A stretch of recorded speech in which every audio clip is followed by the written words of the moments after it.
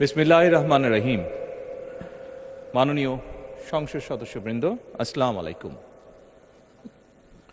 ফ্যাসিবাদের নির্মমতার শিকার অসংখ্য মানুষের কান্না আর হাজারো প্রাণের আত্মত্যাগের মধ্যে দিয়ে অবশেষে আজ থেকে পুনরায় যাত্রা শুরু হতে যাচ্ছে জনগণের ভোটে জনগণের কাছে জবাবদিহিমূলক সত্যিকার অর্থে জনপ্রতিনিধিশীল জাতীয় সংসদ।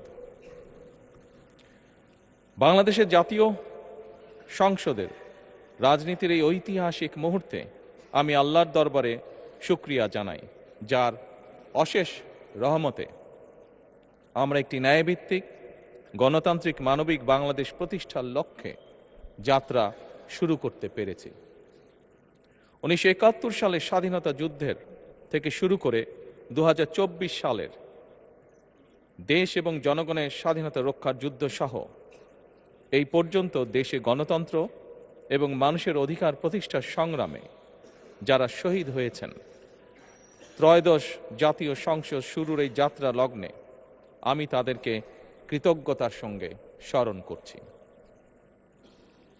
এই আন্দোলন সংগ্রামে যেসব মায়েরা তাদের সন্তান হারিয়েছেন, যেসব সন্তানেরা তাদের প্রিয়জন হারিয়েছেন, যেসব পরিবার তাদের সন্তান স্বজন হারিয়েছেন, যেসব আহত মানুষকে তাদের স্বাচ্ছন্দ্যের জীবন হারাতে হয়েছে, যেসব মানুষগুলো নির্যাতন, নিপীড়ন, রাজনৈতিক হয়রানি কিংবা মিথ্যে মামলা শিকার হয়ে সর্বস্ব হারিয়েছেন, আমি তাদের সকলের অবদানকেও কৃতজ্ঞতার সঙ্গে স্মরণ করছি।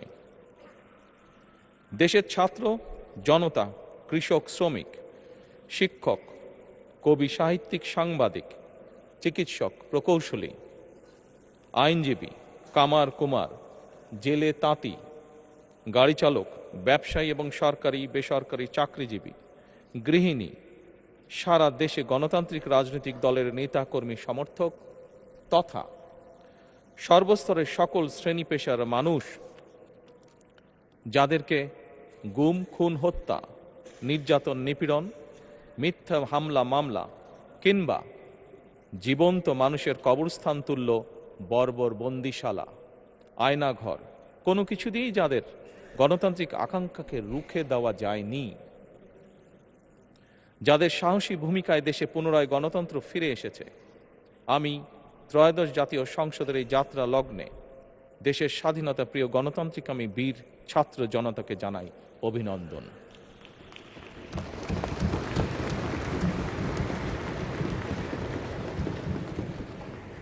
সম্মানিত সংসদ সদস্যবৃন্দ, দেশনেত্রী মরহুমা বেগম খালেদা জিয়া জনগণের অধিকার প্রতিষ্ঠায় দেশে সংসদীয় গণতন্ত্র প্রতিষ্ঠা করেছিলেন, সংসদীয় গণতন্ত্রকে প্রাতিষ্ঠানিক রূপ দিয়েছিলেন। সেই গণতন্ত্রকে প্রহসনের রূপ দিয়ে জাতীয় সংসদকে হাস্যরসের খোরাকে পরিণত করা হয়েছিল। দেশে তাবিদারি শাসন শোষণ কায়েম করা হয়েছিল।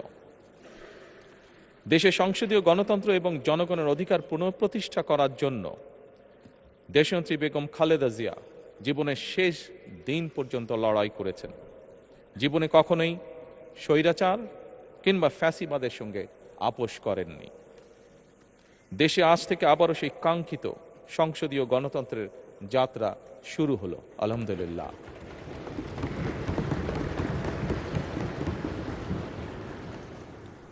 সংসদীয় রাজনীতি প্রতিষ্ঠাতা খালেদা জিয়া দেশ এবং জনগণের সাফল্যে এই শুভ মুহূর্তটি দেখে যেতে পারেননি।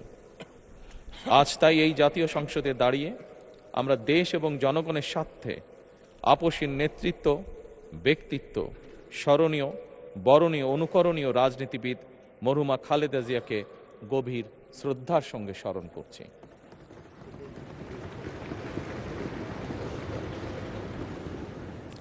সম্মানিত সংসদ সদস্যবৃন্দ, দেশে বহুদলীয় গণতন্ত্রের প্রবক্তা এবং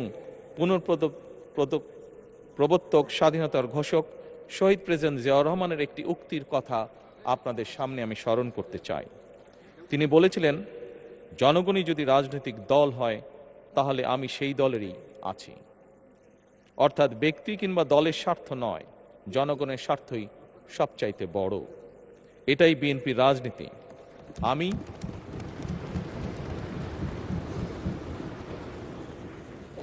আমি প্রথমবারের মতন বাংলাদেশ জাতীয়তাবাদী দল বিএনপি থেকে জাতীয় সংসদ সদস্য নির্বাচিত হয়েছি। জাতীয় সংসদের সংসদীয় দলের নেতা নির্বাচিত হয়েছি।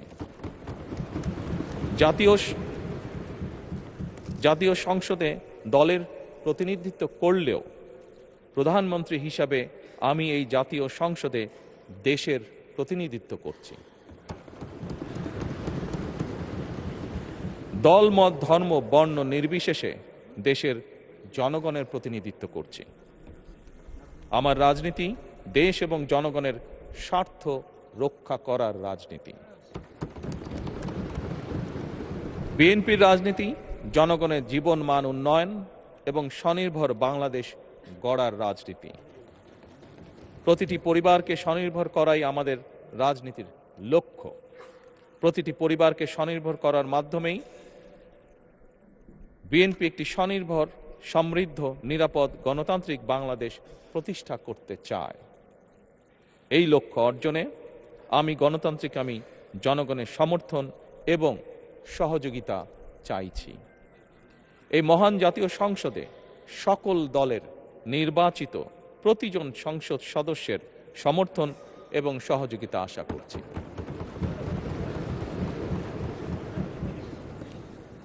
সম্মানিত সংসদ সদস্যবৃন্দ, আমি বিশ্বাস করি আমাদের দল কিংবা মত কিংবা কর্মসূচি ভিন্ন হতে পারে, কিন্তু তাবেদার মুক্ত, ফ্যাসিবাদ মুক্ত একটি স্বাধীন, সার্বভৌম, নিরাপদ, স্বনির্ভর বাংলাদেশ প্রতিষ্ঠায় আমাদের মধ্যে কোনো বিরোধ থাকতে পারে না, বিরোধ নেই।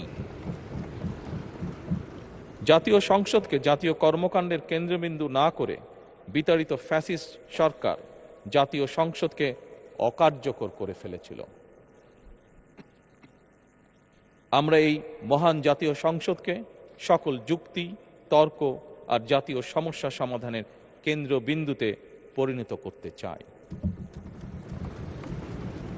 সম্মানিত সদস্যবৃন্দ, নতুন সংসদ যাত্রা শুরু করার সময় সংসদের সাবেক স্পিকার কিংবা ডেপুটি স্পিকার উপস্থিত থাকার কথা ছিল, কিন্তু পতিত, পরাজিত, বিতাড়িত ফ্যাসিস্ট সরকারের জনবিরোধী এবং গণবিরোধী কর্মকাণ্ডের ফলে যে জনরোষ তৈরি হয়েছিল তাতে এই মহান সংসদের সাবেক স্পিকার বা ডেপুটি স্পিকারকে খুঁজে পাওয়া যায়নি। তাদের কেউ কারাগারে, কেউ নিখোঁজ কিংবা কেউ পলাতক। দীর্ঘ ১.৫ দশকের ফ্যাসিবাদী এবং তাবেদারি শাসন শোষণের পর জনগণের ভোটে নির্বাচিত প্রতিনিধিদের নিয়ে আজ আমাদের এক বিশেষ পরিস্থিতিতে জাতীয় সংসদের কার্যক্রম শুরু হতে যাচ্ছে। এমন পরিস্থিতিতে আমরা সংবিধান এবং সংসদের কার্যপ্রণালী বিধির বিধান অনুসরণ পূর্বক ত্রয়োদশ জাতীয় সংসদে সভাপতিত্ব করার জন্য আজ আমি প্রবীণ রাজনীতিবিদ এবং 5 বারের মতন নির্বাচিত জাতীয় সংসদ সদস্য জনাব ডক্টর খন্দকার মোশাররফ হোসেনের নাম প্রস্তাব করছি।